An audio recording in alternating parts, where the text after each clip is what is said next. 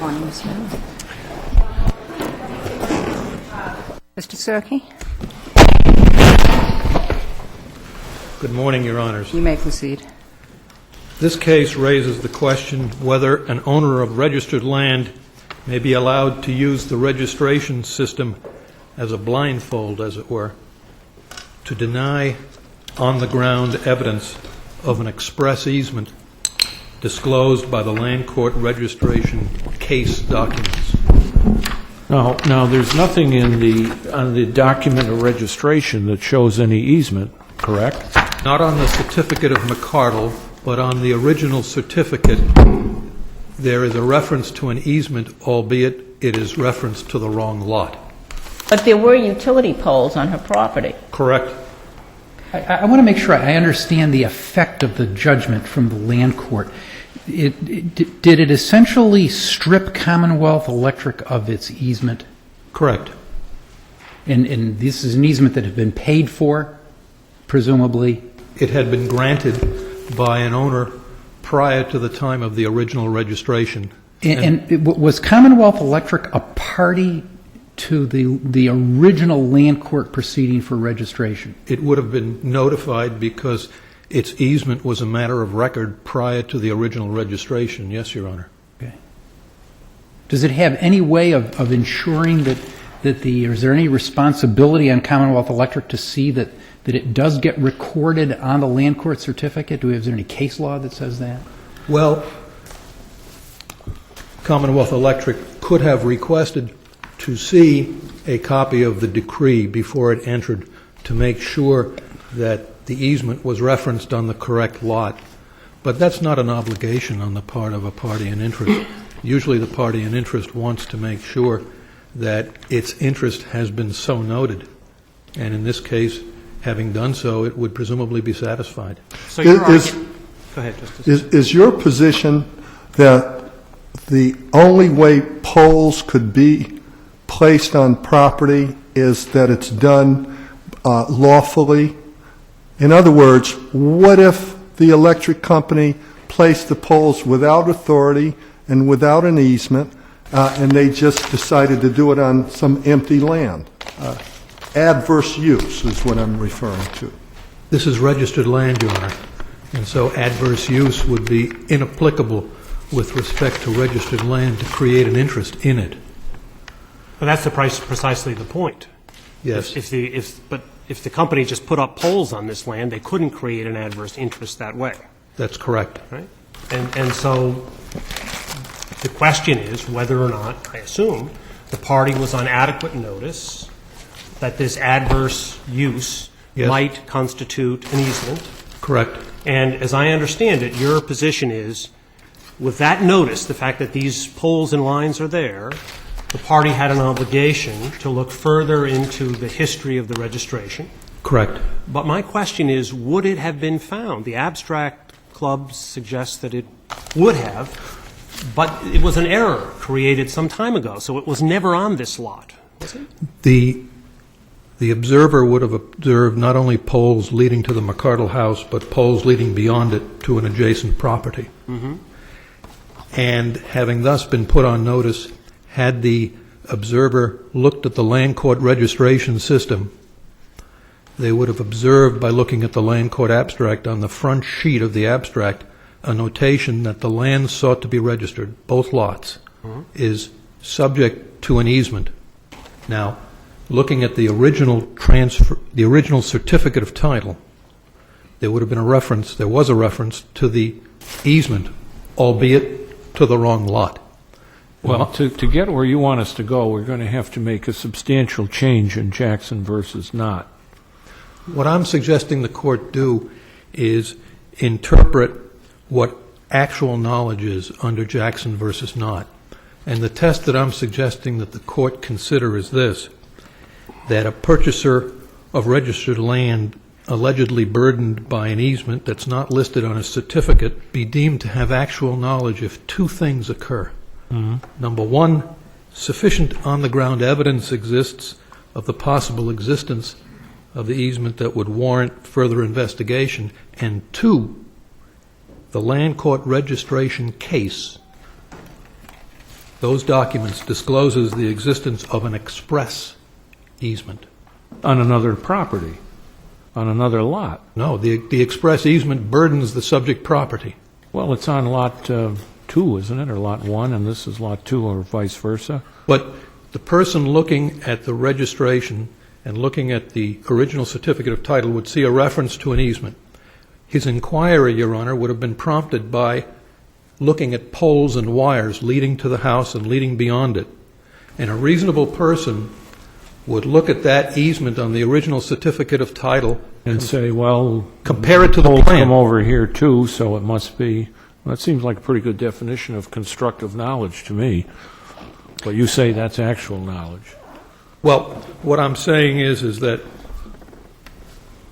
sufficient knowledge on the ground plus an express easement that's found in the land court registration case documents. I want to be careful not to open up On the an doors. adjoining lot. No, the case documents on the In this subject case, lot. the case records in this case, the case records in this case showed the easement Yes.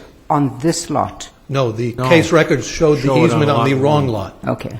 They showed the easement, but when it went to decree, due to an error in the land court, they referenced the wrong lot as being subject to the easement. Yeah, they reference Lot 2. Correct. and Lot 2, This person's on Lot 1. correct. Lot 1, at all material times, was a single-family house lot served by poles and wires. Lot 2, at all times material here too, was a vacant lot. Now, let me ask you about this. The appeals court opinion, as you know, rests, among other things, on burden of proof. Yes, And this was tried entirely on documents. correct. The defendant, MacCardell's, did not testify. No deposition testimony was Correct. taken or entered. Correct. So, in the absence of their testimony, how can you say what you're saying? I'm saying that there ought to be an objective test and not a subjective test. And that if MacCardell, I'm saying that someone in MacCardell's position moving into a house served by poles and wires, relied upon by the owner for utility service, is on notice that there is a presence on her property by the utility company and is on duty to make further inquiry. If the person made further inquiry, how far would they have to go? Because the registered land certificate wouldn't show it. It shows the easement on the wrong lot. The original certificate would make reference to the easement, albeit on the wrong lot. Right, on the wrong lot. Right. And then what's the jump from there? Well, the person looking for evidence of the easement finds an easement, albeit on the wrong lot. And at that point, there are only two lots in question. One is vacant without poles, one is improved with poles, and I think a reasonable inquirer could then question whether or not there was an error. Well, they'd call up the electric company, wouldn't they, for starters, and say, what's going on here? And they'd say, well, we got an easement on your land, too. Wouldn't they? Isn't that what you want them to do? If the inquirer called the utility company would presume that it has an easement on the improved lot because they weren't aware of the error until it was pointed out in this case. Why doesn't the Kelsey case just control this whole situation? Well, the Kelsey case, I find that. May I just read a portion of Kelsey? To fulfill the actual notice exception, it is not enough that the holder of registered title know that the land has been used in a certain way that might indicate an easement, because this could be merely a permissive or perhaps adverse use, which specifically does not give right to an easement. There must be actual knowledge of prior documents, registered or unregistered, that create an easement over the disputed parcel. That was a right-of-way case, Your Honor. This is a utility case, and we're dealing with a case in which poles and wires lead to another property as well as the individual property. It's inconceivable that a utility company would, by permissive means rather than by an easement or by an involuntary taking, provide utility service to both the servient estate as well as to an adjoining estate. there's no realistic possibility when you're dealing with a utility case rather than an access case that it could be permissive. And that's the basis of the distinction, in my opinion. Mr. Serkey, may I ask you this Yes. question? Have you had an opportunity to read the amicus brief from the Abstract Yes, I Club have. and Weber? Essentially, the test that the Abstract Club suggests is very similar to your test. Yes. With one exception, that they don't limit it. It's not just the land court title, but it's the district or county land records, which I assume is Yes. But essentially what the Abstract Club argues is that there's a good faith statutory requirement, and when you're dealing with registered land where you cannot obtain any interest in the land through adverse possession, that although our system of registered land is a very rigorous one, Yes. where you have the two factual circumstances that you suggested, that in essence provides for what we, in the context of our cases, would be actual knowledge. Yes. So you would impose a duty, I take it, that would prevent somebody from buying registered land sight unseen. There is a duty upon the purchaser of registered land to examine the land, eyeball it, and satisfy themselves that there are no easements that have been erroneously omitted from the title certificate. I would put it slightly differently. I would say that the owner of registered land who doesn't look at it before parting with his money parts with his money at his peril. But if he sees... But that's what that whole registration system is set up to do, is to eliminate those perils by creating a very definitive record. Yes, but you are not allowed to use the registration system, as I said at the outset, as a blindfold to basically eliminate something that is staring you in the face. Well, it eliminates the adverse possession claims. Yes, it does. Yes, it does. So if somebody put up a tower or a telephone pole on the land and was running, a wind generator, Correct, with electricity, they would lose any claim of adverse possession. That's correct. But here we're talking about an instrumentality that serves the servient estate and an adjoining estate. And I think a person purchasing even registered land under those circumstances is under a duty to inquire by what means the utility company is operating on his land and Now- serving Oh, I'm sorry, go ahead. and serving not only his land but adjoining land. I think it's crucial that it serves both. So going back to what should have happened here, what a reasonable person in the MacCardell's situation would have done, they go back, they look at the original certificate, it shows that there's an easement, but it's on another lot. Correct. In that original land court case, is there also a plan, Yes. a sketch of some sort? Oh, yes. A plan that in all respects is similar to the A plan that's in the record. All right, which indeed shows the lines crossing Lot 1? It should. But it doesn't. Oh, it doesn't. I honestly don't recall whether or not the petitioner's plan that preceded the land court's A plan showed the existence of the poles and the wires. But the description of the servient estate in the recorded easement, which preceded the registration, makes it very clear, as the land court examiner indicated, which lot it was, because it was bounded on the south by Plum Hill Lane and on the north by Churchill, and that could only have been Lot 1. Does this easement serve only lots 1 and 2? It doesn't serve Lot 2. Well, It serves Lot 1, which is the locus, and an adjoining parcel, which is to the north of it. Okay, so this is not an easement for a transmission line that's going to go on for miles. No, it's what you might call a distribution line. Okay. It serves more than the initial property owner, which in this case is Lot 1, but it goes beyond it. Why did this play out in the form of litigation? Why didn't the electric company go in and say, okay, I'll take my poles out. You lose your electricity? Well, I don't think the utility company would want to face the public opprobrium that would result from removing somebody's electric service because of an error by the land court. You mean for lot 2? No, for Lot 1. For Lot 1, it goes across. But they could do it. They could do it. They could do it. And They could do it. But I think the owner of Lot 1 would very well say, look, I'm willing to give you an easement. I just want to give you a limited easement, one that wouldn't allow a transformer, for example, to go on the poles, one that wouldn't allow the poles to go above a certain height.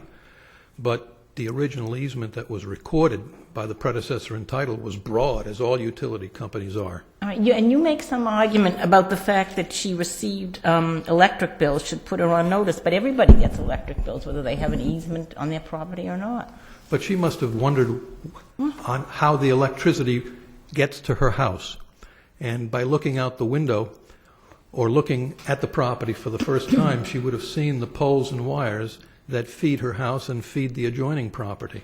So at that point, to receive a certificate that's naked of any utility company easement, it seems to me, should put someone on notice that perhaps there's something missing. Even on her own property? Pardon me? Even on her own property? Yes.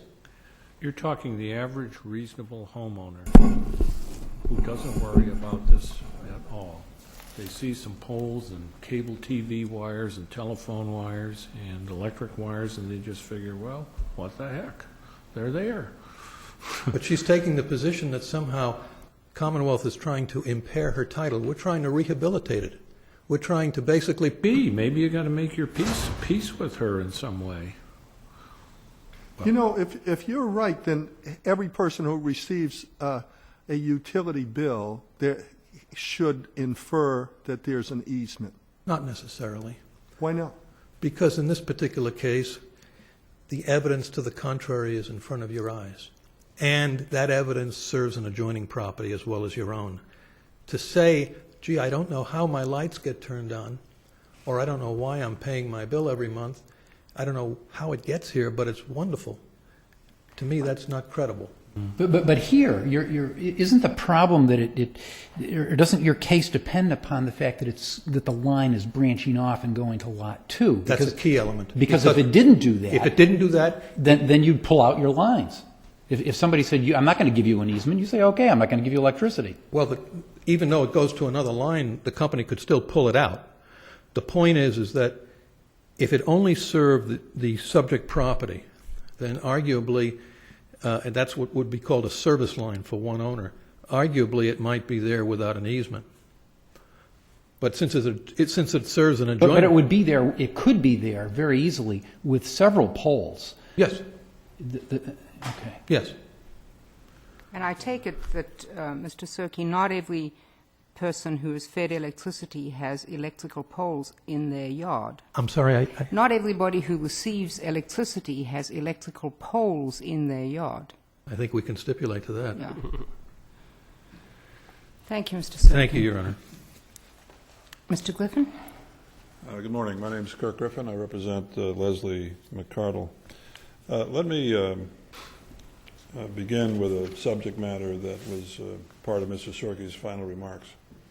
This case brings with it certain undisputed facts, one being that in the trial court, the plaintiff, Commonwealth Electric, produced no evidence of any kind, description, or inference to indicate some level of knowledge on behalf of Ms. MacCardell or the lack thereof. But let's say that they put the witness on and the person said, I bought the house sight unseen. There may be instances where you could never get that proof. That's true. But I'm talking about the sort of procedural and factual record that this case brings with it on a point that I'm going to get to before we address this duty of inquiry, which opens a Pandora's box the size of which this court has seldom ever contemplated.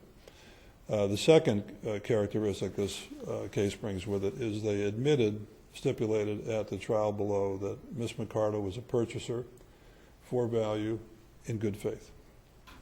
That's one of the statutory conditions precedent to Ms. MacCardell's case. Number three, and last... If she's a purchaser for...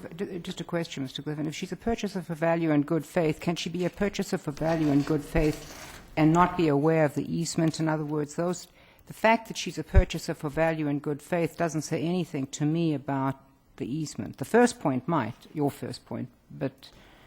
No, they're separate points. I'm just emphasizing the fact that in the record that this case brings with it, the plaintiff in the land court stipulated to those circumstances, that she was a No, person. but there's no, it seems to me that that doesn't affect the legal question that we're struggling with. Ultimately not, but it's a characteristic of the trial courts, the conduct and product of the proceedings below that I think is a relevant factor for your Well, analysis. in the proceedings below, I take it that Commonwealth Electric was made aware that there was an application or a petition for land court registration.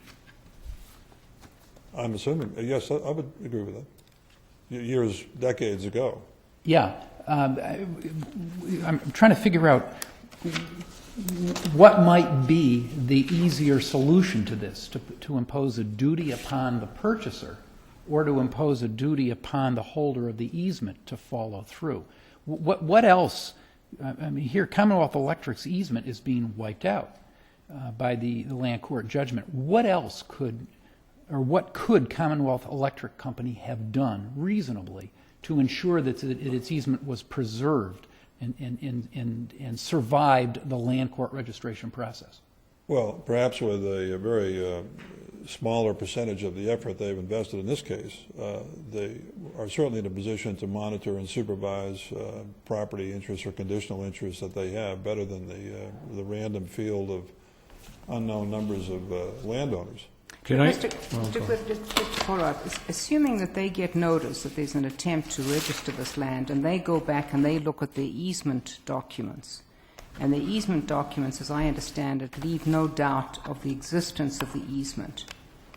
That's very clear, and it's on Lot 2, and by the way, I'm sorry. And so you then assume that the very skilled people in the land court, because they are skilled, will record the easement correctly. So a reasonably diligent lawyer representing a client, when you get notice of registration, would take a look at the easement document. If there's any ambiguity, maybe they have to go into the land court. But if the document is clear, it's a little bit like, any of us receive notice from a court. You look at, do you have the final judgment? Yes, I have the final judgment. So you don't worry to see whether the clerk enters final judgment accurately or not. In other words, to require everybody to be monitoring, officials of the court seems to me to be quite peculiar until there's a problem sometime later. I agree. Counsel, how you said, what are these easement documents that would have been found if someone had gone back and done a proper record search here?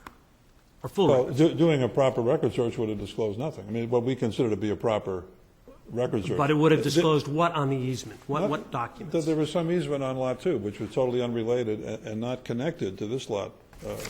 Okay, and if one looked at the easement documents, what would one have seen? They would have seen a depiction and a narrative of the easements being in the predecessor to NSTAR having a possessory interest in that easement. And that would have revealed what?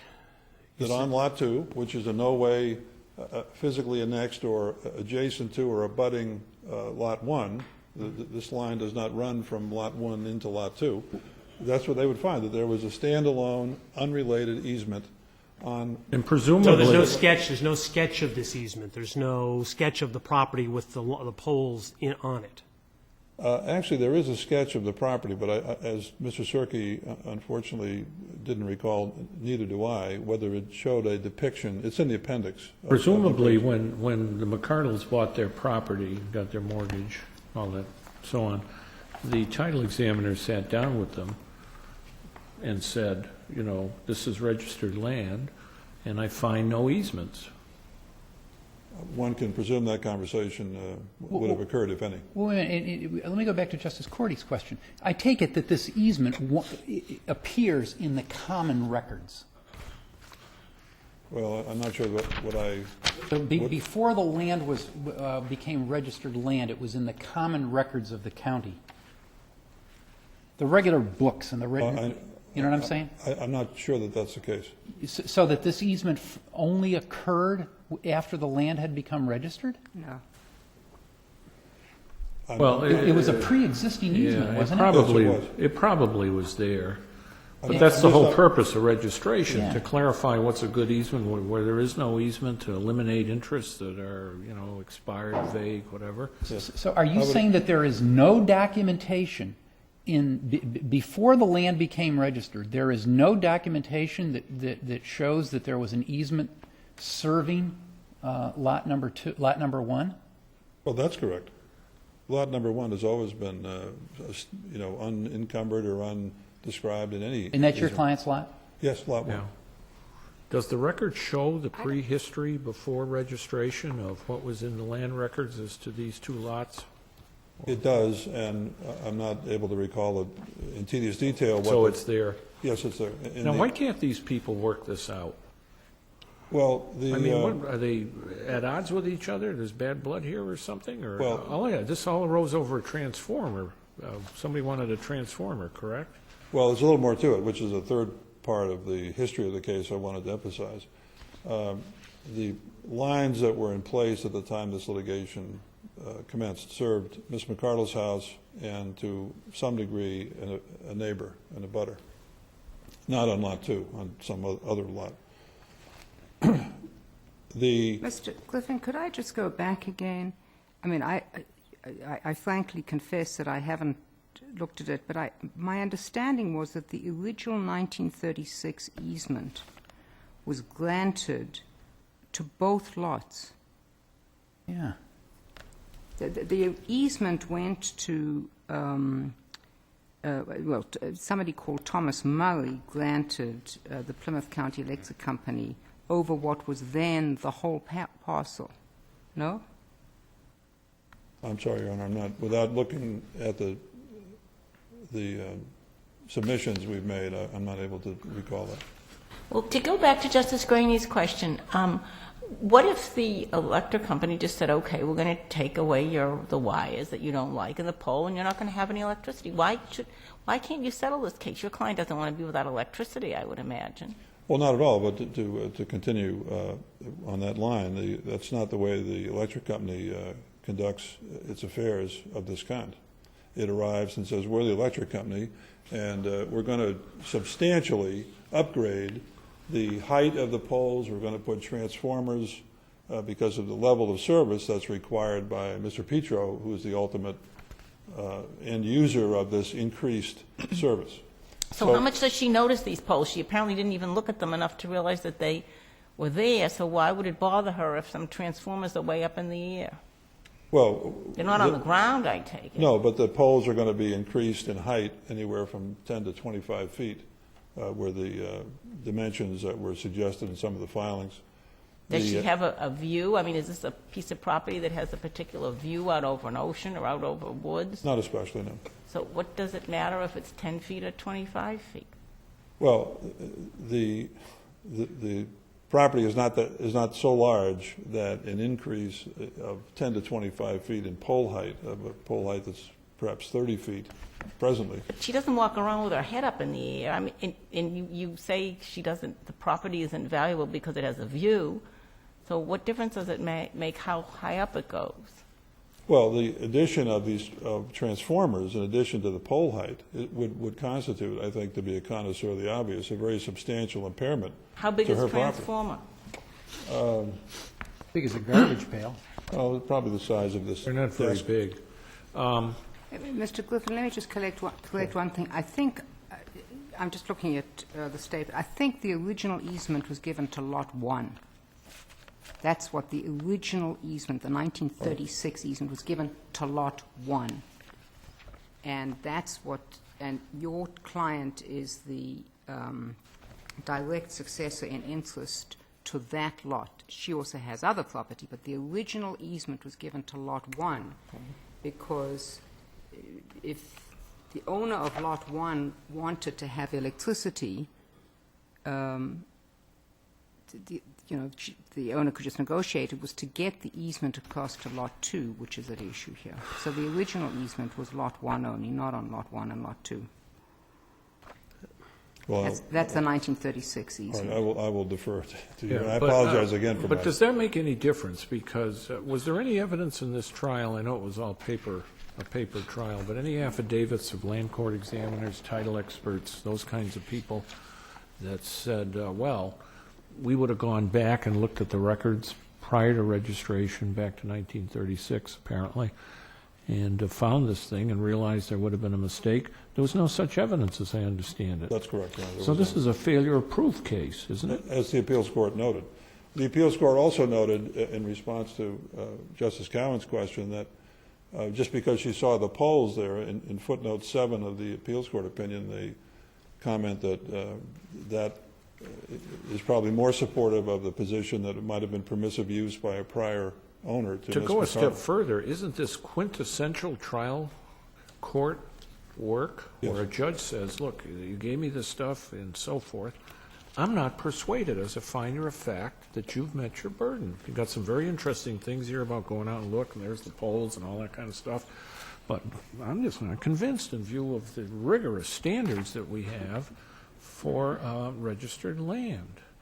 And we That's never the- second-guess juries and judges on that kind of stuff, do we? That's the disposition that Judge Trombley took, and the appeals court made note of that as well, that if you're, one of the problems of being the plaintiff is you have to prove something. And that was found to be deficient by both the trial court and the appeals court. On those issues, and that doesn't even get to the point of the duty of inquiry that Commonwealth Electric suggests is the way that this case should be remembered. I don't know how you define a duty of inquiry beyond the specific, fact-specific circumstances of this case. The decisions in this area don't seem to have any difficulty in dealing with the not decision, so I don't know. Well, that the this- rule we got now, the not decision, is nice and tight. It is. You either know, actually know, or you know, or you should know based on what's in the certificates, not outside the certificates. Well, Isn't there's that the rule? there's two parts. There's two independent parts in that. Yeah. That part plus actual knowledge. This is an actual knowledge. But the constructive knowledge is what's on the certificates. Correct. You can't just go looking beyond them, right? Well, I suppose you could go in this duty of inquiry. If there's something on the certificate. The Commonwealth. There's something on the certificate, the issue doesn't arise, correct? Well, maybe it should arise if the No, certificate. if it's not on the, if it's on the certificate, it's on the certificate. Oh, yes, exactly. It's when it's not on the certificate. Right.